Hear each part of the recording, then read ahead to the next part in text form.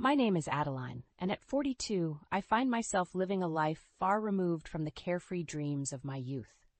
My days are a relentless cycle, split between my clerical job and the dwindling family liquor store, a once thriving establishment now teetering on the edge of ruin. The store, nestled in a cozy corner of our neighborhood, had been the pride of our family for decades. It was a time when our name was synonymous with quality spirits, and our monopoly in the area was unchallenged. But as years passed, strict regulations strangled the nightlife, and our primary clientele, hotel banquet halls, pubs, and restaurants, dwindled to a mere trickle. In the midst of this decline stood my father, Harold, a man stubbornly clinging to the past. His management style, if one could call it that, was a recipe for disaster. Debts mounted, yet he persisted with his outdated methods, blind to the changing world around him. 2 years ago, in a desperate bid to salvage what was left of our legacy, I moved back into my childhood home. The liquor store, struggling to stay afloat, became my evening haunt after office hours. Each day as I stepped through its doors, the familiar jingle of the bell was a stark reminder of the burden I shouldered. "Dad, are you drinking again?" I'd often find him behind the counter, a bottle in hand, his laughter a stark contrast to the store's empty aisles. "Ha, these bottles aren't selling anyway." "Might as well enjoy them," he'd slur, the smell of alcohol heavy in the air. I'd sigh, a mix of frustration and resignation, as I set about cleaning the cluttered store and delving into the books. Our finances were a labyrinth of debts and overdue bills, a testament to years of neglect. Dinner was always a solitary affair, long past 9 p.m., after the day's tasks were done. My parents, lost in their own world, would be asleep, leaving the kitchen and the responsibility of meals to me. Every night, I'd prepare a simple meal, usually instant ramen, and then start prepping for the next morning's breakfast. My mom preferred bread, while Dad was a rice person. It was a small detail, but in our household, even the smallest preferences were my responsibility. Weekends, which should have been my respite, began at the crack of dawn, thanks to my mother, Irene. "Adeline, make your father's miso soup quickly," she'd demand, her voice cutting through any hopes of rest.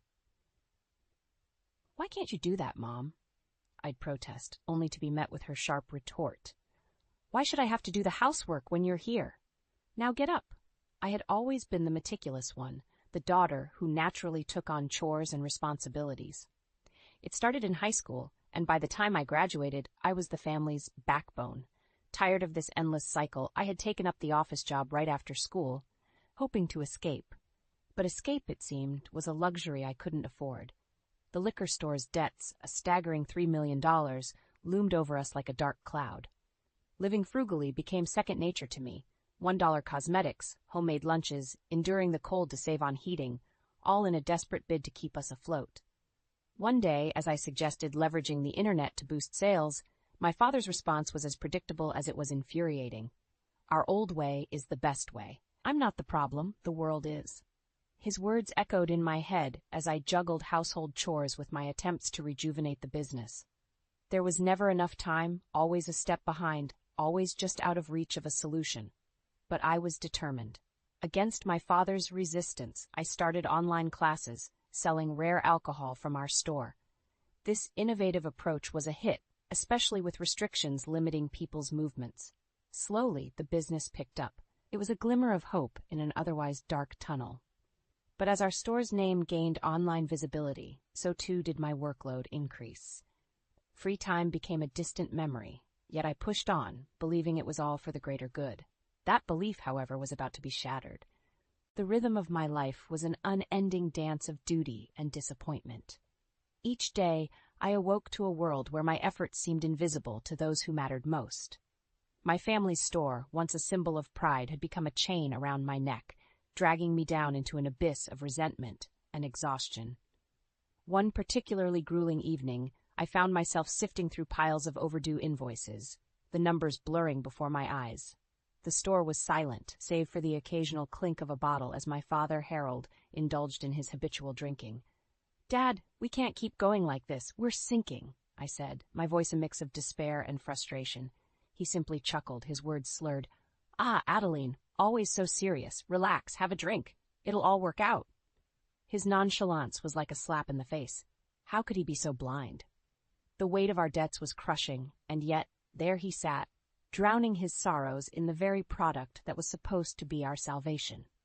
The following morning, as I prepared breakfast, my mother, Irene, sauntered into the kitchen. "Make sure you clean the house today. Clara and her husband might visit," she ordered, as if it were the most natural thing in the world. Clara, my younger sister, was the polar opposite of me. Free-spirited, carefree, she had floated through life on a cloud of whims and desires, always landing softly on the cushion of our parents' support.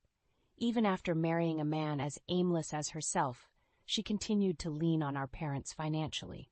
As I scrubbed and cleaned, the bitter thoughts churned in my mind. Why was I the one to bear all this? Why did Clara get to live a life of leisure while I toiled away? Later that day, as Clara breezed into the store, her laughter echoed mockingly off the walls. "Oh, Adeline, still stuck in this old place? You really should get out more," she chided, her words tinged with a carelessness that stung. I bit back a sharp retort, focusing instead on the task at hand. The store, now a little busier thanks to my online efforts, demanded my full attention. But Clara's words lingered, a painful reminder of the life I could have had. That night, as I lay in bed, the exhaustion of my double life weighed heavily on me. My parents' indifference, Clara's thoughtlessness, the endless cycle of work, it was all becoming too much. A voice inside me whispered of change, of breaking free, but fear and duty held me back. The next day brought no respite. As I balanced the accounts, my mother's voice cut through the quiet. "Adeline, when are you going to settle down? You're not getting any younger, you know." I looked up, stunned. Was this really what she worried about? Not our failing business, not the crushing debt, but my marital status? "Maybe when our store isn't on the brink of collapse," I replied curtly, turning back to my work. Her scoff was the only response I received. As days turned into weeks, the strain began to take its toll. Sleepless nights, skipped meals, and constant stress left me worn and weary. But there was no time to rest, no time to breathe. The store, the house, my job, they all demanded more of me than I had to give. It was during one of these endless days that I received the news. Clara was pregnant. The family buzzed with excitement, a stark contrast to the chaos that was our reality. "That's great, the first grandchild," I managed to say, a forced smile on my lips. But my mother's next words were like a cold splash of water. "That's why you need to leave the house." I stared at her, disbelief and anger warring within me. "What? Why?" "You need to make room for Clara and her family," my father added, his tone dismissive. I was speechless. After everything I had done, sacrificed, endured, this was how they repaid me? A cold, unceremonious dismissal? The injustice of it burned my chest, a fire that threatened to consume me. But in that moment, something shifted within me. A resolve, steel and unwavering, took root. I would leave, but on my terms, and they would soon realize the true cost of their ingratitude. The decision to leave my childhood home, the epicenter of my lifelong sacrifices, didn't come easy. Yet, as I packed my belongings, each item I tucked away felt like a shard of the heavy chain I was shedding. The house, once a sanctuary of family memories, had morphed into a prison of ungrateful demands and unreciprocated toil. In the midst of my packing, my father Harold stumbled in, reeking of liquor. "What's this? Planning a little trip?" he sneered, his voice dripping with derision. I straightened up, meeting his bleary eyes with a calm I didn't feel. "I'm moving out," I stated, the words tasting like freedom. His reaction was a bitter laugh. "Moving out? And who's going to run the store? Cook and clean? You think you're irreplaceable?" His words, meant to wound, only strengthened my resolve. "You'll have to figure that out, won't you?" I replied, turning back to my packing. The following days were a whirlwind of activity. Amidst the chaos of moving and handling my office work, I still found myself drawn back to the liquor store, the pull of responsibility too ingrained to ignore. One evening, as I was tidying up the store for what felt like the last time, Clara breezed in, her carefree demeanor unchanged. "So you're really leaving us, huh?" she asked, her voice light, almost mocking. I paused, a myriad of emotions swirling within me. "Yes, Clara, I am. Someone else can shoulder the burdens now." Her laughter was a cold echo in the empty store. "Oh, Adeline, always the martyr. Don't worry, I'm sure we'll manage without you." Her words, meant to belittle, only fueled the fire in my heart. My family's true colors were glaringly evident now, selfish, uncaring, and utterly blind to the sacrifices made in their name. The night before my departure, as I sat amidst boxes of my life, a sense of surreal calm enveloped me.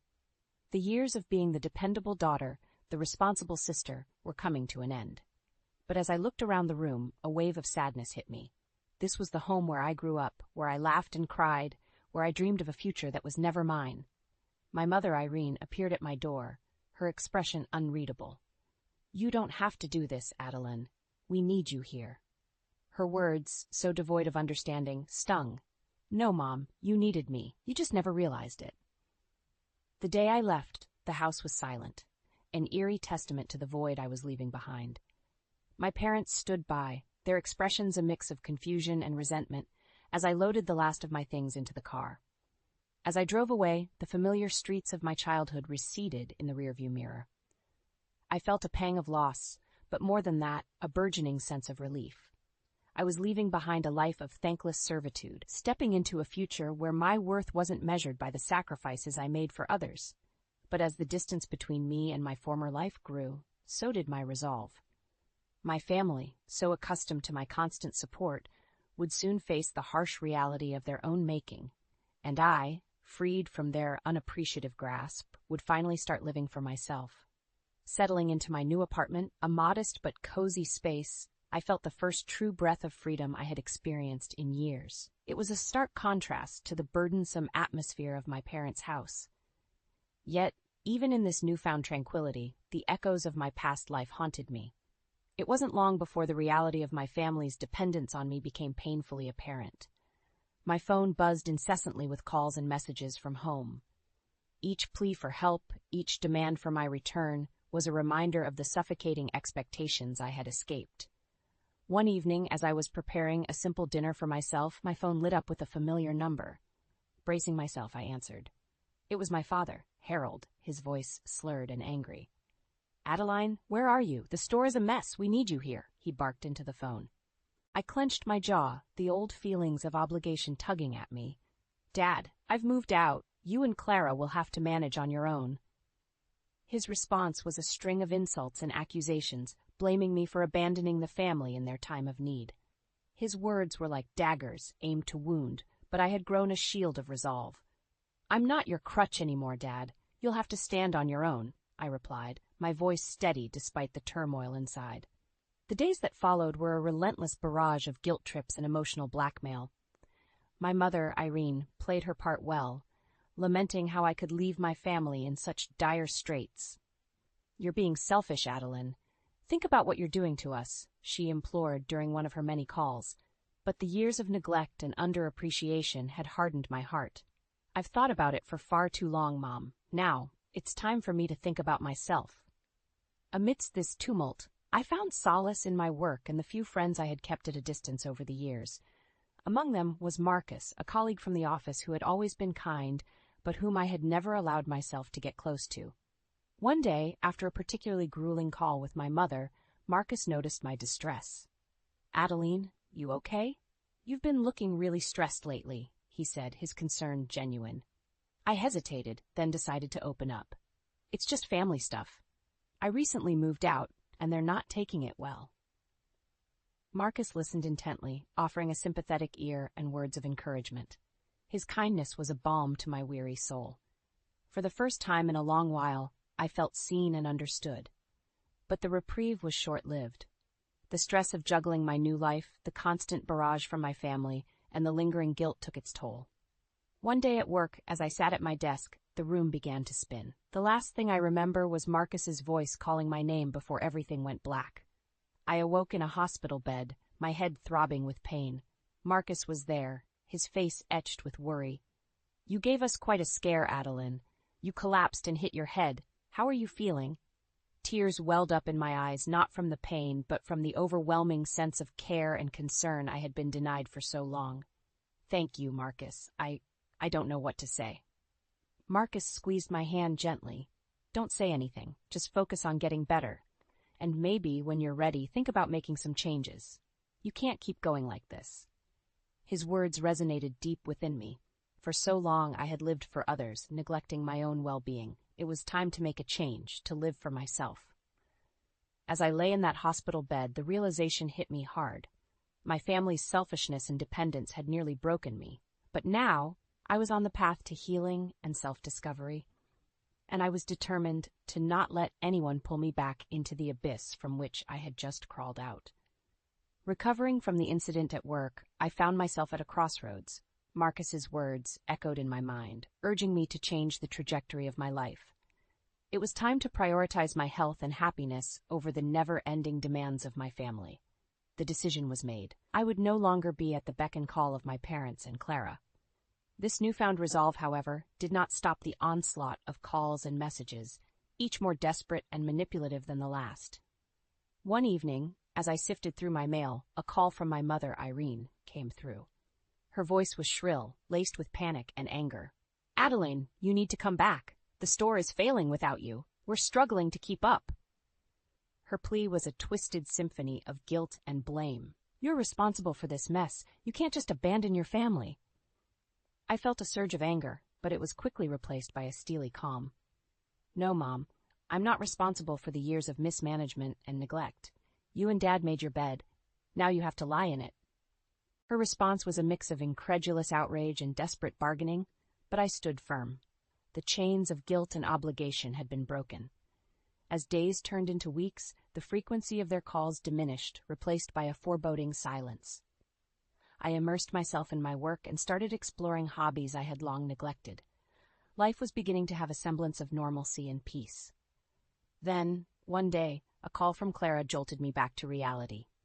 Her voice was hysterical, a stark contrast to her usual carefree tone. "Adeline, you have to help us. The store is on the brink of closure. We're drowning in debt." Her words were laced with panic and a hint of realization of the gravity of their situation. But it was too late. "Clara, I warned you all. I can't fix years of mistakes and neglect. You need to figure it out," I replied, my voice void of the sympathy she sought. The call ended with Clara's sobs and pleas echoing in my ears, but they no longer had the power to sway me. My family had to face the consequences of their actions, the result of years of taking my efforts for granted. Weeks passed, and the inevitable news arrived. The family liquor store, once a cornerstone of our neighborhood, had closed its doors for good. The failure of the business was a harsh blow to my parents and Clara, a bitter taste of reality they had long avoided. I heard through mutual acquaintances about the chaos that ensued. My parents, unable to cope with their new reality, were consumed by blame and regret. Clara and her husband, faced with the harshness of responsibility, were at a loss, their illusory world shattered. There was a part of me that felt vindicated, seeing them finally reap what they had sown. But there was also a pang of sadness for what could have been if only they had appreciated and reciprocated my efforts. As I reflected on these events, I realized this was not just the end of the family business, but the end of a chapter in my life, a chapter filled with sacrifice and unacknowledged labor. Now it was time to write a new story, one where I was the protagonist of my own life. Life in my new world, unshackled from the chains of familial obligation, was a revelation. My days, once dictated by the whims and needs of my parents and Clara, were now my own. I relished the freedom, the ability to make decisions for myself without the cloud of guilt and manipulation that had hovered over me for so long. But even in this newfound paradise, the specter of my old life occasionally intruded. One day, as I was enjoying a quiet evening at home, my phone rang with an all-too-familiar number. The sight of it stirred a mix of irritation and curiosity. Bracing myself, I answered. It was my mother, Irene, her voice tinged with desperation. "Adeline, you have to come back. We're in trouble. The debt collectors are after us." Her plea, once capable of dragging me back into the mire, now fell on deaf ears. "Mom, I've told you before. I can't help you. You need to sort this out yourselves." "But we're your family. How can you abandon us like this?" she cried, the audacity of her words almost laughable. "Family?" I retorted, my voice cold. "The same family that took my efforts for granted, that kicked me out when I was no longer convenient? I think you've mistaken me for someone else." The line went dead, her silence more telling than any words could be. They were finally starting to understand the gravity of their situation, the consequences of their actions. Over the next few weeks, news of my family's plight trickled in through various channels. The once proud owners of the neighborhood liquor store were now pariahs, weighed down by debt and shunned by those they had once considered friends. My sister Clara, who had never known a day of hard work, was now facing the harsh realities of life. Her husband, equally inept at dealing with adversity, was no support. Their marriage, built on convenience and financial dependence, was crumbling under the strain. I heard about their heated arguments, their desperate attempts to find easy ways out, and their incessant blaming of each other for their downfall. It was a pitiful sight, yet a part of me felt a sense of poetic justice. They were finally experiencing a fraction of the hardships I had endured for their sake.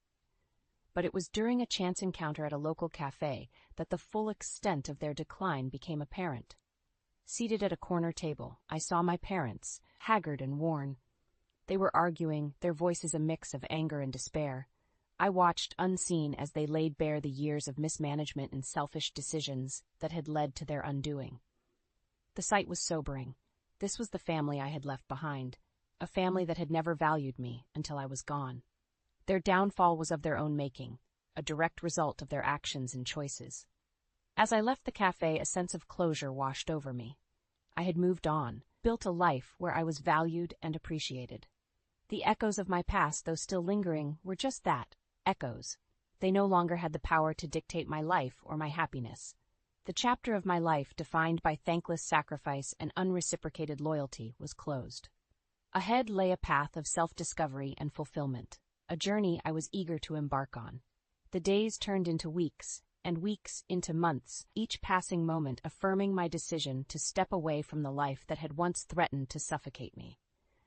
I had created a world for myself, a sanctuary where respect and self-care were not just ideals, but realities. In this new life, I found joy in the small things. The quiet mornings, the leisurely walks, the books I had always wanted to read but never had the time for. My job, once a mere escape from the chaos at home, now became a source of fulfillment and growth. It was during this period of tranquility that Marcus, my colleague who'd been a pillar of support, became more than just a friend. Our shared experiences at work and his unwavering kindness during my tumultuous times blossomed into a deep, meaningful relationship. One crisp autumn evening, as we walked through the park, Marcus stopped, his eyes locking with mine. "Adeline, you've changed so much since we first met.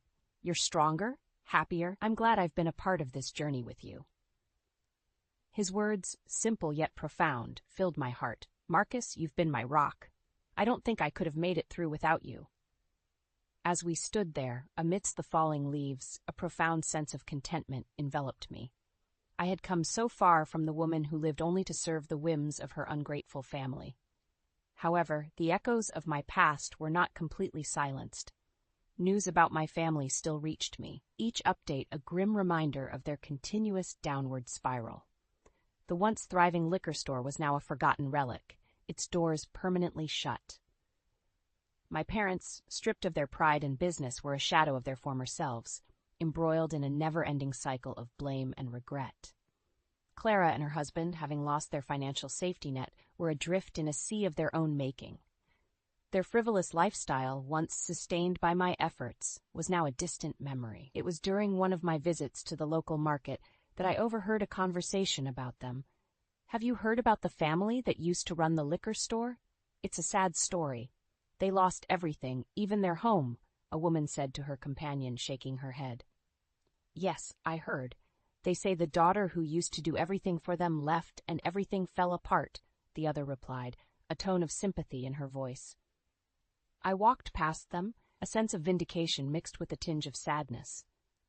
My family had reaped what they sowed, a harsh lesson in the value of gratitude and hard work. But their fate was no longer my burden. I had released myself from the chains of their expectations and neglect. My life was now my own, a canvas on which I was free to paint my future. As I looked forward to my life with Marcus, a sense of hope and excitement filled me. We had plans, dreams to chase, a future to build together. The scars of my past would always be a part of me, but they no longer defined me. In the end, the greatest revenge was not the downfall of those who had wronged me, but the life I had built in spite of them. A life of happiness, love, and fulfillment. A life truly worth living.